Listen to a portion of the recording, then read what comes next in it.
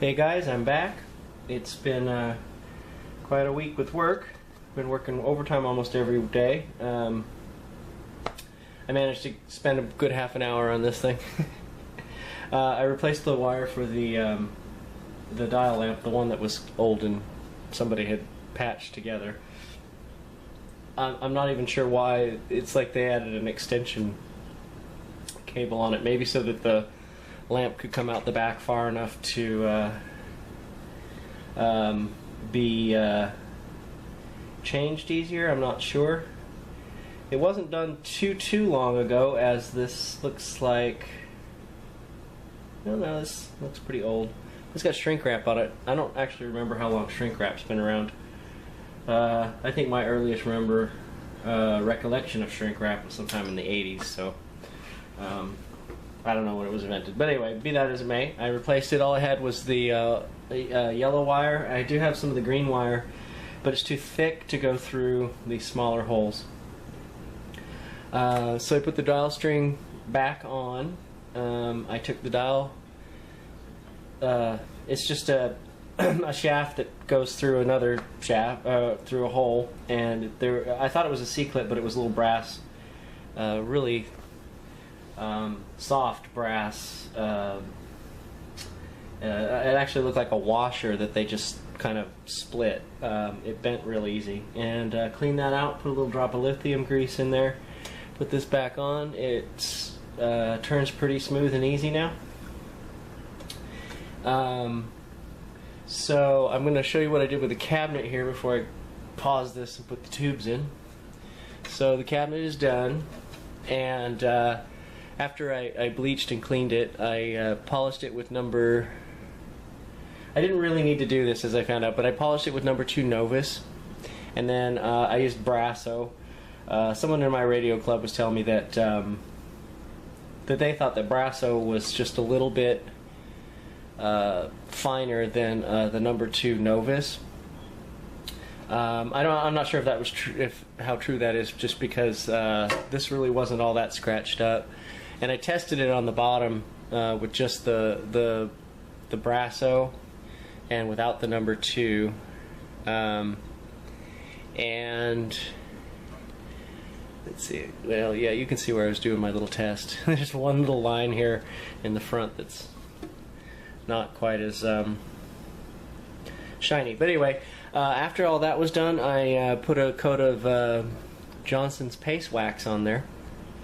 I was going to show you the interior. This is where I lacquered the label, and as I had put in one of my comments, when I first put water on here trying to get it off, it started to turn brown. So I decided not to do, I used a brushing lacquer, and I just sort of globbed it on there in a puddle and let it dry for a week or so. You can see, maybe, I don't know, it's hard to tell on my tiny little screen here, where I had tested the acetone. There's a spot there, and I'm not sure if you can see up here where it bubbled a little bit. That was something else I tried, a label remover stuff, which probably is just acetone anyway. When I soaked it, more of the black paint kept trying to come off here. I'm hoping that, I mean, it's okay. My only concern was up in here where the bulb, can you see that? Where the bulb sits. So I assume Philco didn't want the whole thing glowing, which is why they painted it black around the top and up in the front.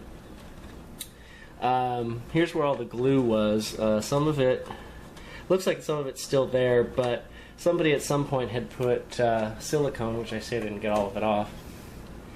I'm assuming because there was glue all over the inside of these louvers, and they really caked it on at Philco, let me tell you. And that stuff was really difficult to get off. But I'm assuming that glue let go, and that the grill cloth was bowing on the cardboard, and that might be why they tried to use silicone to hold it down. So it looks like I got to scrape a little bit more off. But anyway, so that's the cabinet. So I'm going to go ahead and put the tubes in here, and let's see what kind of damage I did by taking that tuner off and I did run the tuner through the ultrasonic cleaner. I decided I wasn't that concerned. The mica on the switches, on the switch for the 4125 did not get damaged. It didn't get damaged here either. In fact, it came quite clean. But you know, if worse comes to worse, I can certainly substitute something in there. But anyway, let's see what kind of damage I did. So I'm going to put the tubes in, and I will be right back. Alright, I put the tubes in, and just for the heck of it, when I bought some bulbs from, I was running low on 47s.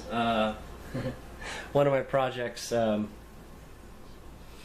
I'm working on, I keep blowing 47 bulbs, so, or I was blowing 47 bulbs, and I was getting tired of buying them at Radio Shack, just because, I don't know, it's like $2 or $3 for two, when I can buy 10 for, I think, $1.50 at a place called Pinball Life. But they also have LEDs, replacement bulbs for LED replacements for 47s and 44s.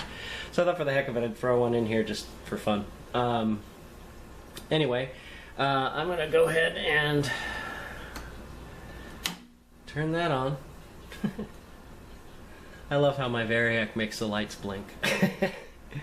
Anyway, so let me turn this on here, and away we go. Oh, I guess you guys will watch that. Alright, let's see. So, let's see if I can make it a little darker. Alrighty. So, it's 20, well, I'm not going to go super slow. I know it works. Alright.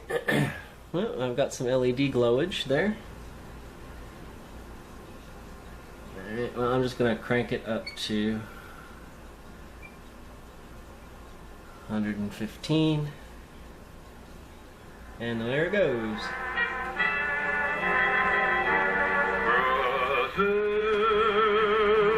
Alright, well, I didn't screw this one up.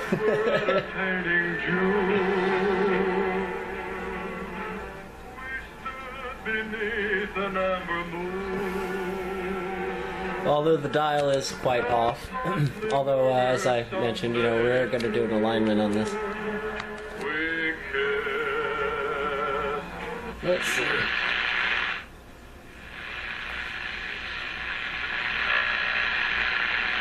I got so much electronic crap running around here, I get all sorts of static. Hey, the Glenn Beck station is playing country music. What do you know? Maybe he got tired of talking.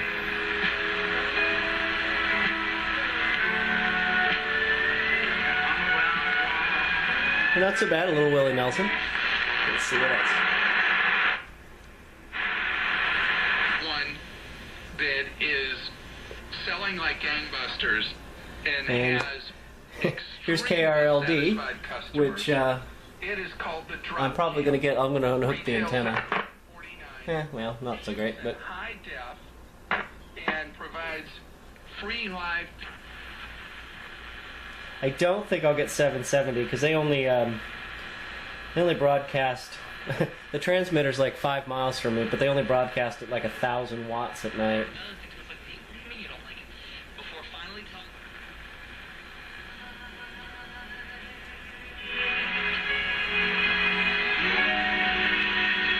Well, I get it a little bit. You know, it's kind of funny because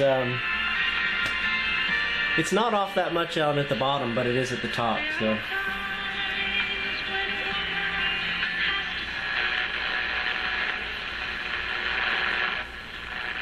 His forcefulness on that point that led to the quote-unquote early enough discovery of those missiles. Oh, I hear oscillation.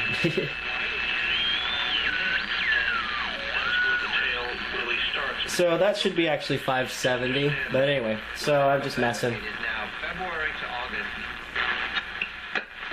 But it's nice and smooth.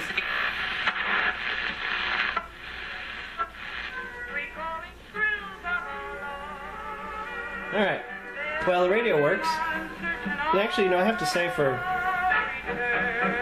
such a cheap radio at the time, you know, these, I have to laugh at how much some of these Plascon radios are worth. These don't go for very much, I don't think, even in really good condition. But I just laugh because these were so cheap. I think this was $24.95 when it was brand new, and you know, I've seen some of these radios go for, you know, $150, $200. Not that much different than like one of the wooden radios, but this actually sounds pretty good for a cheap radio. Of course, I guess with such a big speaker.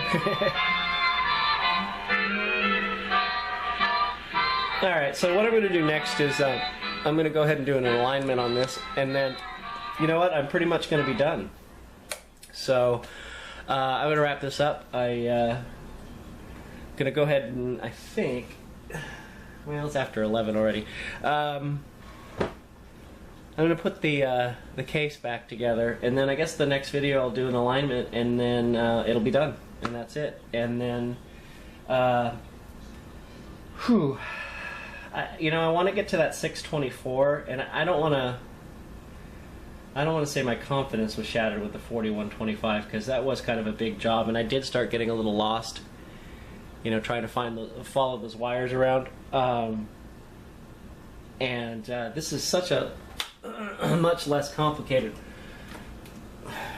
wiring, and this one was so much more spaced out. You know, even if I had to rewire this, it would have been a lot easier.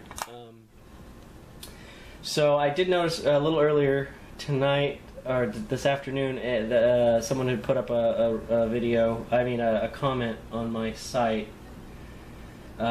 Geez, you know, and it's Dennis, I think his name is. And he's the one that always comes up with all these little answers. And he said had put up a video. I'm going to go check it out, about like a part 1 on, you know, how to follow these wires from a schematic. Oh, one of the other things is, you remember the hum that was happening? I replaced the four microfarad electrolytic with an 8.2, and I don't know if you noticed that. I noticed it. The hum is gone, so that's a good thing. And funny enough, I don't know if you can, how well you can see this, but look how tiny this little 8.2 is. And this is a fairly premium capacitor. You know, some of these premium ones don't cost that much more. This is I think this is a Nichicon. But when I ordered some, I ordered a bunch of different price points. I was going for the ones that had the longest hour life and the highest temperature and voltage. And I mean, just for an example, that 8.2 there, well, it's only 400 volts, but this is a less expensive, where is it? 10. The one that I replaced, the 4, at 450 volts. I mean, look at the size difference. This was one of the, I think this is an MEIC. This is what I get from, the Canadian guy. What's his name? Well, anyway. Up there at Just Radios, I think. Anyhow, so I'm going to go ahead and wrap this up because it's getting long. And, like I said, the next video will be... I see I left labels on here. The next video will be on the alignment and then putting it back together. And you know, actually I was going to put a fuse in here, and that's probably not a bad idea either, and I have the fuse holder, so maybe I should go ahead and do that and then take these labels off that I left. Anyhow, thanks for watching, and I'll see you in the next video. Take care.